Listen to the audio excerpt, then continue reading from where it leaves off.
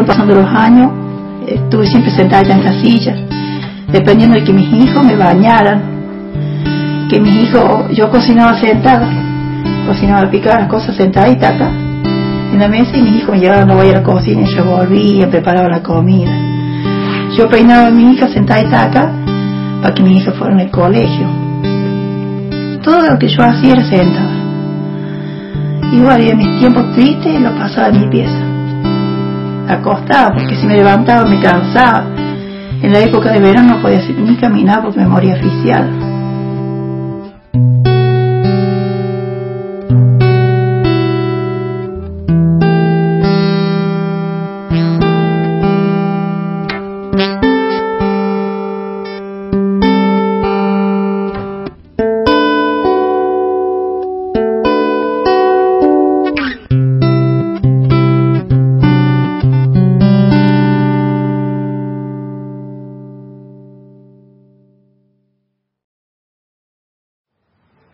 Un operativo de donación se inicia con la concientización de los médicos que trabajan en terapia intensiva, que cuando tienen un paciente con clínica de muerte encefálica nos deben llamar.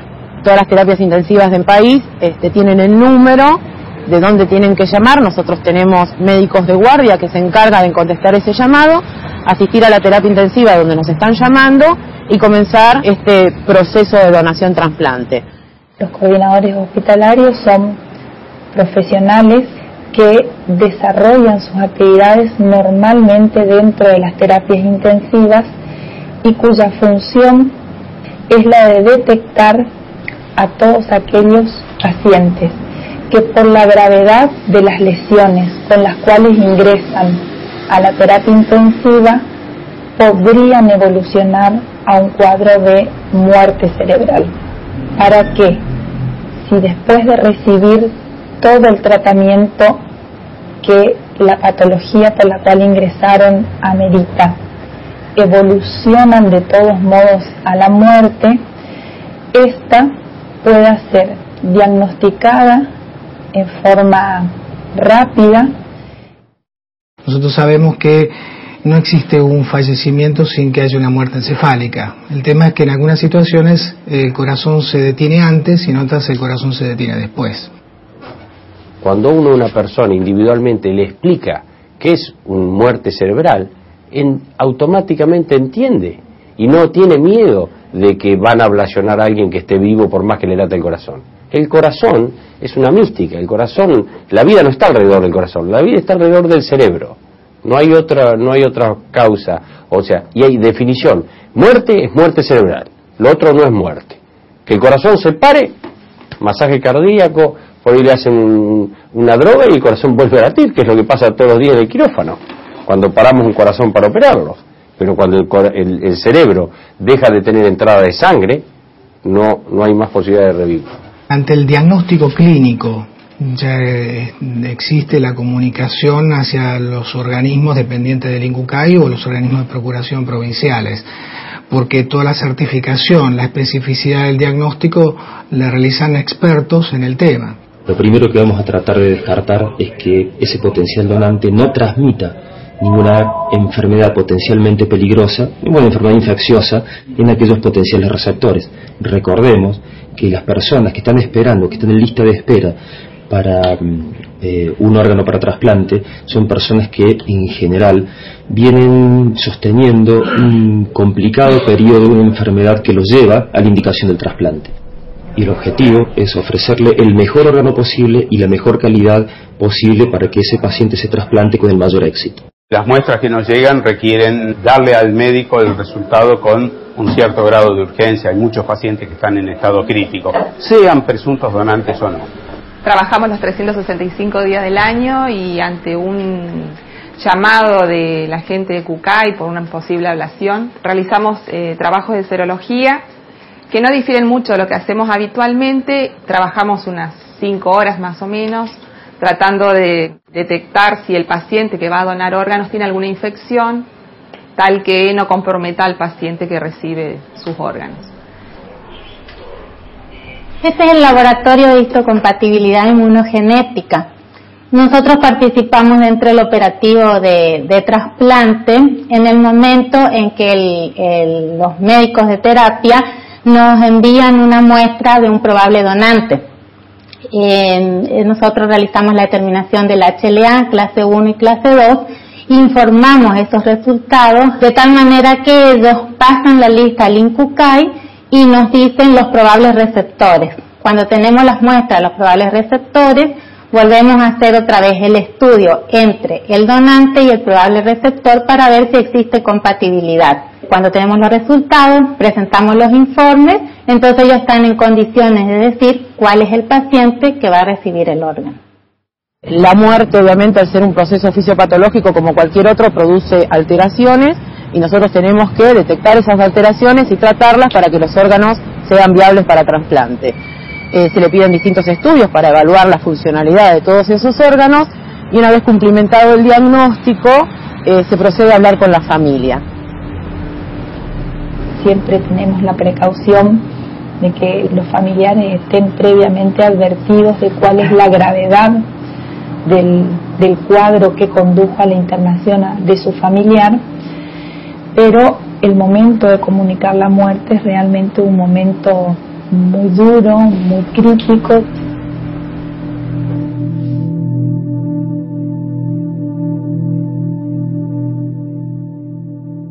Luego de comunicada la muerte y establecido una relación de ayuda y de acompañamiento, lo que se busca es recuperar cuál fue su posición de vida ante esta situación y respetar y cumplir la misma.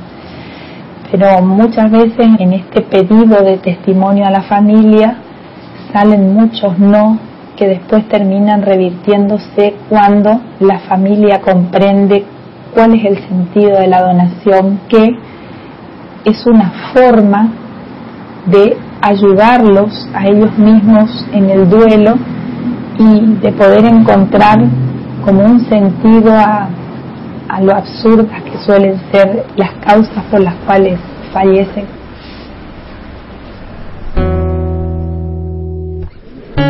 Negligencia de los sábados a la noche, de alcoholes, una nena conducía una camioneta,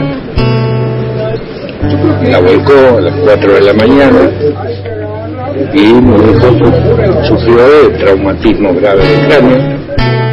Yo tomé la decisión por el relato de él, era cumplir un deseo de él y en cierta forma para mí sentimentalmente no moría del todo,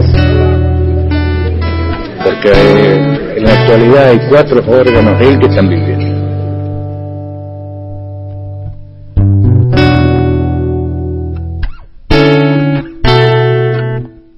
Bueno, me dice, me voy a la facu porque me quiero inscribir, ya estaba hace 2 días ya jodiendo que se quería inscribir, entonces andaba atrás de certificado médico, no sé qué le pedían, y bueno, se fue, qué sé yo, y volví, entré, no sé, habré estado sentado 15, 20, 30 minutos en la computadora y entra mi abuela a la pieza y me dice, Davino, mira, recién me llamaron y me dijeron que a tu hermano le atropelló una ambulancia enfrente de la facultad y que lo llevan al hospital. Lo primero que papá dijo fue no. O sea, fue no, un no rotundo de no quiero que me lo toquen. Es mala. Cuando, no sé, creo que a las 5 o las 6 de la tarde nos dicen que el encefalograma había dado nada, papá se acercó y me dijo, me lo quiero llevar hacia casa. A mí me conmovió mucho el tema de cuando se pidieron el tema de las donaciones de sangre, porque iba a necesitar muchas. Bueno, juntamos 20 y vino una doctora y nos pidió que iba a necesitar más porque estaba perdiendo muchísima sangre. Cuando yo fui a pedir 20 más, habían dado 60 tipos de sangre. Y entonces yo cuando lo encaré a mi viejo, lo encaré por ahí, decirle esto que a nosotros nos dieron hay que devolverlo de alguna forma, o sea. Y fue así, o sea, fue así, o sea.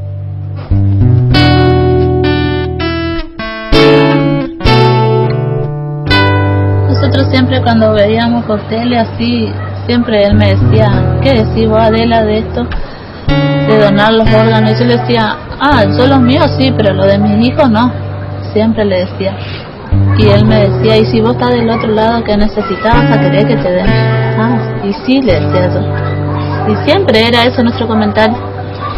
Y después cuando sucedió esto, que él vino y me dijo, ¿qué decís? Me dice, vamos a donar los órganos de Chucho. Y yo lo miré y me acordé de lo que le decía y después le dije sí, le dije.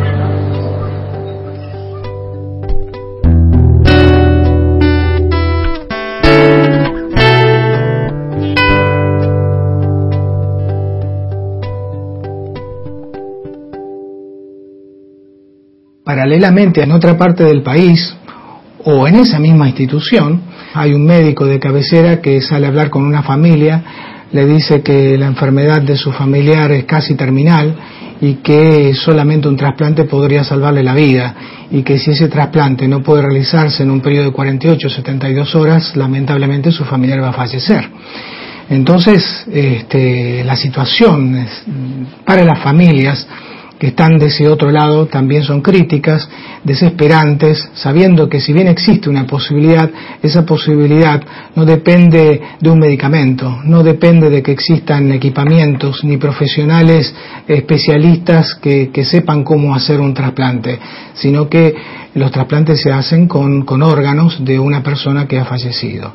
Entonces esos son los dos extremos que vemos de los dos lados, y donde sucede ese milagro. De alguna manera, en algún punto, algo tan negativo como la muerte se transforma en un canal de vida para muchas personas, ¿no? Sabemos que de una persona fallecida son 5 o 7 personas que pueden trasplantarse un órgano, más personas pueden trasplantarse tejidos, y de esa manera salvar su vida o mejorar la calidad de vida.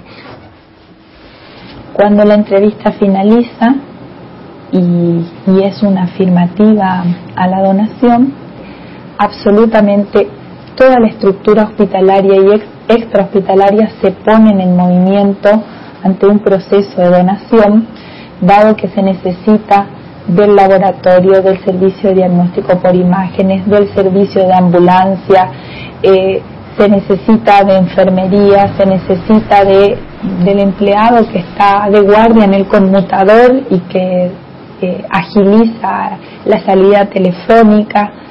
Entonces se pone en marcha toda una maquinaria detrás de la cual hay muchas personas trabajando en un operativo. Al principio puede ser que al accidentado lo haya recibido justamente en mi guardia.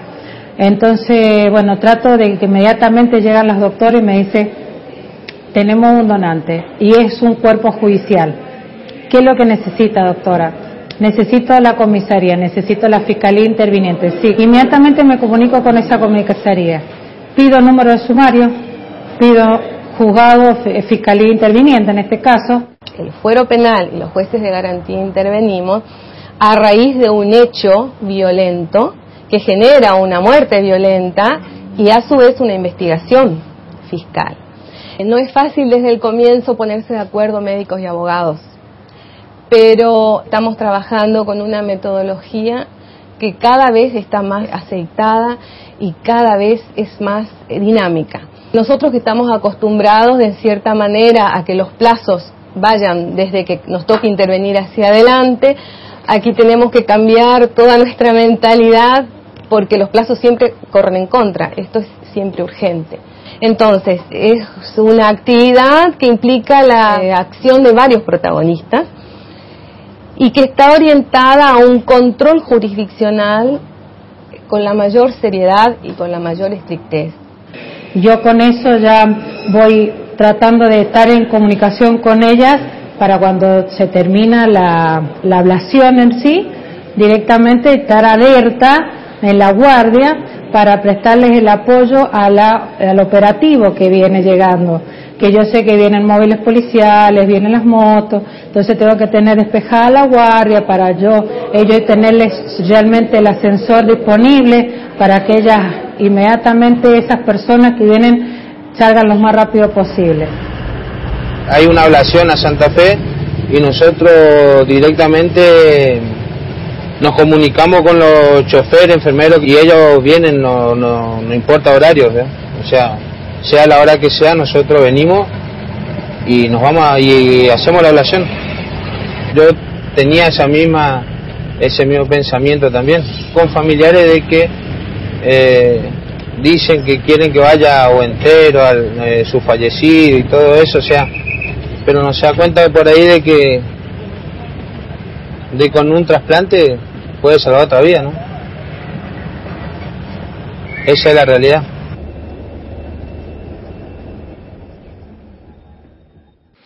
Del 100% de las personas que fallecen, solamente el 1 o el 1,5% de las personas fallecen con el corazón todavía latiendo. Esas son las circunstancias en las cuales pueden ser donantes de órganos. En todas las otras situaciones pueden ser donantes de tejidos.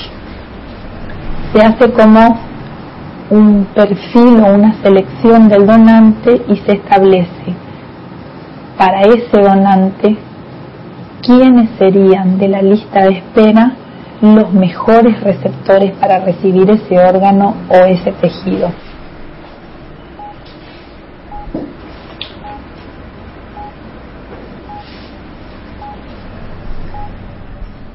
No es lo mismo pensar en un corazón de una persona de 20 kilos para una persona de 100 kilos, para dar un ejemplo. Entonces existen distintos tipos de compatibilidades. En este sistema también debe garantizar que aquellos que más lo necesitan se trasplanten primero.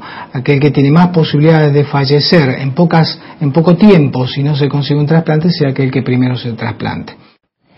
Siempre la prioridad la tienen los pacientes en lista de espera de la provincia en la cual se genera el donante, a menos que existan situaciones particulares como son las emergencias nacionales, las urgencias nacionales o regionales, o la existencia de pacientes pediátricos que estén a la espera de ese órgano que lo sitúa de manera preferencial en la lista. Los coordinadores operativos, no los que están en el lugar de la terapia intensiva, sino de los que están en las centrales, como en Incucay o en otras provincias también, comienza a hacerse lo que es la comunicación a los equipos de trasplante de lo que está sucediendo. Y la comunicación después que salen las listas, según los criterios de compatibilidad y de equidad, cuáles son los equipos y cuáles son los pacientes que están en primer orden y si esas personas están en condiciones de ser trasplantados. A pesar de toda esa gran variabilidad, el Sintra es el punto en común, digamos, es el lugar donde se consulta y se visita, y más allá de la comunicación telefónica es algo registral, donde confluyen muchos equipos, tantos equipos como órganos pueden ser trasplantables.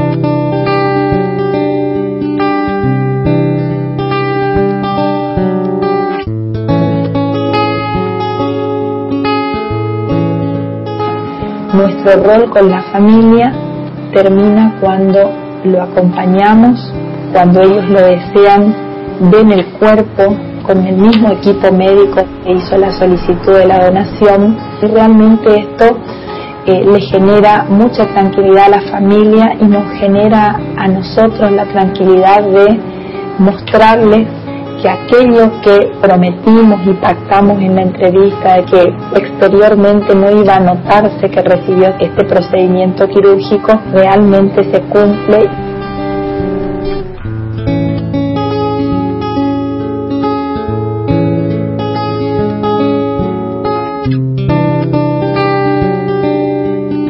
Nuestro trabajo en un proceso de donación finaliza cuando podemos garantizar que los órganos llegaron al lugar a donde se van a implantar y que el paciente que los va a recibir está en condiciones de recibirlo. Entonces, cuando uno tiene la garantía de que entraron a quirófano para ser implantados, es cuando uno dice, esta etapa por ahora terminó.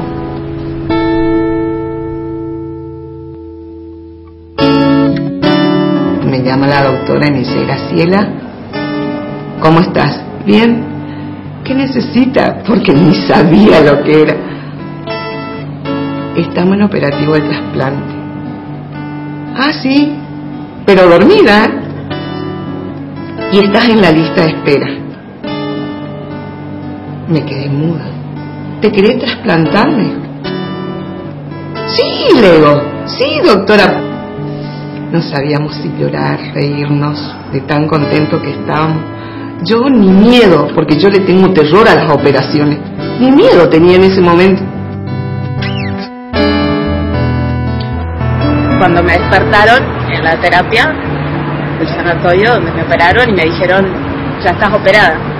Y yo no podía preguntar de qué, si yo no entendía de qué, iba a estar operada de qué, si yo era sana. ¿Cómo? Si yo nunca había estado internada, yo era sana.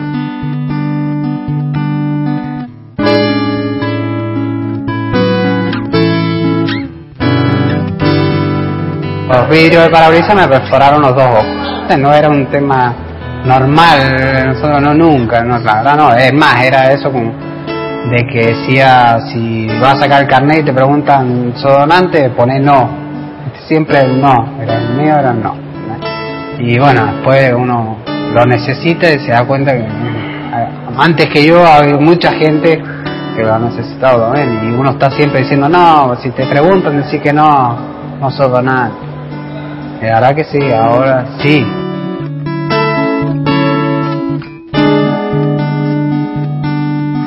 Y yo siempre veía cuando pedían órganos, ay Dios mío, yo tenía, el temor mío eran mis hijas, lo que yo siempre esperaba eso, que mi hija a lo mejor llegaban a necesitar un trasplante, y no fueron mis hijas, fui yo.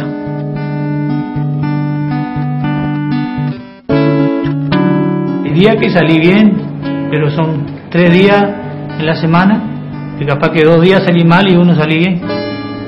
Eso es imposible. Pero bueno, ahora yo me río porque como ya fui trasplantado, estoy en otras condiciones. Hace 4 meses que me trasplanté y cambió totalmente mi vida. Porque yo estaba muerta y abstribida. Entonces, ¿cómo no voy a agradecer?